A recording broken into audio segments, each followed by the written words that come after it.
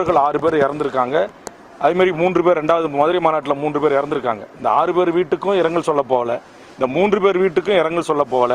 இப்போ இறந்துட்டாங்க. பத்திரிகையாளர்கள் வளைத்து ஓடி துரத்தி போய் திருச்சி விமான நிலையத்தில், நீங்கள் விமான நிலையத்தில் இப்போ சென்னைக்கு போக வந்திருக்கிறீங்க. இந்த நேரத்தில் கிட்டத்தட்ட 30 பேர் இறந்துருக்குறாங்க. இதுக்கு என்ன நீங்கள் பதில் சொல்கிறீங்க? இதற்கு உங்களுடைய கருத்து என்ன அப்படின்னு கேட்குறாங்க.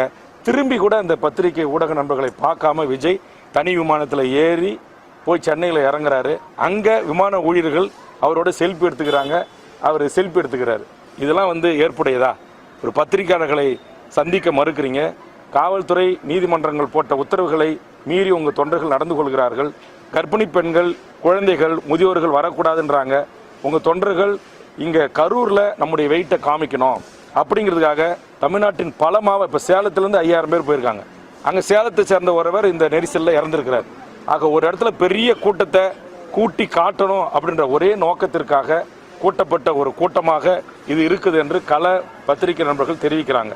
அதனால் இனி எக்காரணத்தை கொண்டும் இது போன்ற சாலையோரங்களில் பொதுமக்களுக்கு இடைஞ்சலா, போக்குவரத்துக்கு இடைஞ்சலா, வேலைக்கு போகிறவங்க, மருத்துவமனைக்கு போகிறவங்க, பள்ளிக்கு போகிறவங்க, கல்லூரிக்கு போகிறவங்க எல்லாருடைய அன்றாட அந்த வேலைகளை எல்லாம் பறித்து தடுக்கிற இந்த ரோட் ஷோக்களை தமிழ்நாடு அரசு உடனடியாக தடை விதிக்கணும். இதற்கு காரணமாக இருந்தவர்கள் யாராக இருந்தாலும் அவர்கள் மீது கொலை வழக்கு பதிவு செய்து அவர்கள் உடனடியாக கைது செய்யப்பட்டு சட்டத்தின் முன் நிறுத்தப்பட வேண்டும்.